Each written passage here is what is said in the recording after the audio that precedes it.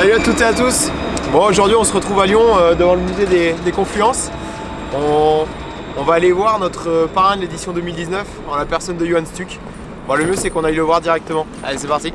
Salut Yo, aujourd'hui on est ensemble au showroom I'm Stuck. Est-ce que tu peux te présenter pour nous dire rapidement qui tu es, qu'est-ce que tu fais et à quel niveau? Alors pour me présenter rapidement, je m'appelle Johan Stuck, je suis coureur à pied depuis 2010 lorsque je me suis mis à courir. J'attaque ma 9e année de course à pied. En gros, pour faire simple, je me suis mis à courir en 2010 lorsque je faisais un petit peu plus de 90 kg et que je fumais plus d'un paquet par jour et que je mangeais quasi tous les jours des pizzas. Je me suis dit faut arrêter les frais et donc changer peut-être son mode de vie. J'ai commencé par arrêter de fumer et c'est venu comme ça. Et je me suis dit si tu arrêtes de fumer, généralement quand on arrête de fumer on compense dans d'autres choses, souvent dans la bouffe. Donc je me suis dit faut peut-être trouver un sport accessible. Je me suis mis à courir et pour essayer déjà de perdre du poids et de ne pas en prendre. Et surtout de changer mon mode de vie. Alors au départ, ma première sortie a duré 20 minutes et le but était d'être assez rigoureux là-dedans et de sortir une à deux fois par semaine, quoi. Voilà. Ouais, donc ça c'était vraiment le commencement de Johan Stuck qu'on connaît aujourd'hui en fait. Ça a été un commencement qui a été vraiment progressif. Donc ma première sortie a été horrible, 20 minutes. J'en pouvais plus. La première chose que j'ai faite, c'est d'ouvrir une bière et de me récompenser comme ça.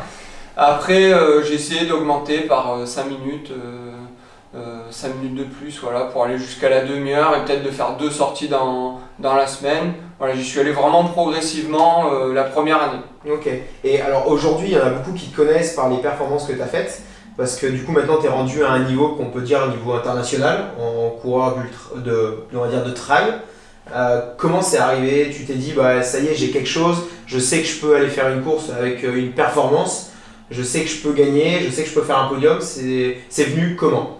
Alors international c'est quand même gros, mais ouais, c'est vrai que je suis assez à l'aise sur des distances de maratrail jusqu'à 80 km pour le moment. Je me suis déjà testé sur l'ultra. Au final, c'était pas dans la recherche de performance au départ. Parce que pour moi, il faut prendre du plaisir quand tu accroches un dossard. C'est vrai qu'au coin de ta tête, tu dis si je fais un bon résultat, c'est pas mal non plus. Je pense que c'est quand tu passes la ligne d'arrivée, déjà c'est trouver, puis c'est de trouver de l'humilité sur sa course, de pas se mettre forcément une place en vue, mais c'est venu petit à petit. Donc en gros c'est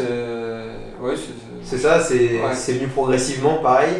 Et on peut dire que c'est surtout pour toi allier course et plaisir en fait.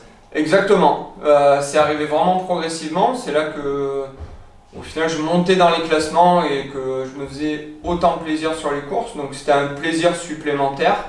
Et le but c'est performance plaisir, c'est ce que je veux allier lorsque je mets un dossard, quoi. Donc aujourd'hui on peut dire que Johan Stuck c'est un coureur qui a un niveau qu'on connaît maintenant, qui a un niveau certain, un niveau assez élevé, mais qui est à la fois aussi un coureur qui partage, qui recherche de l'émotion et qui recherche du plaisir dans ce qu'il fait. On est dans une période où les réseaux sociaux, maintenant on en trouve de partout et certaines personnes en fait se créent leur vie grâce aux réseaux sociaux. Et des fois je me demande même si les réseaux sociaux devaient s'arrêter, qu'est-ce qu'ils feront de leur vie. Moi je me sers des réseaux sociaux pour du partage. En gros, je vais à tel endroit, à un autre, j'ai la chance de pouvoir faire ça, j'ai la chance de pouvoir venir sur Saint-Émilion.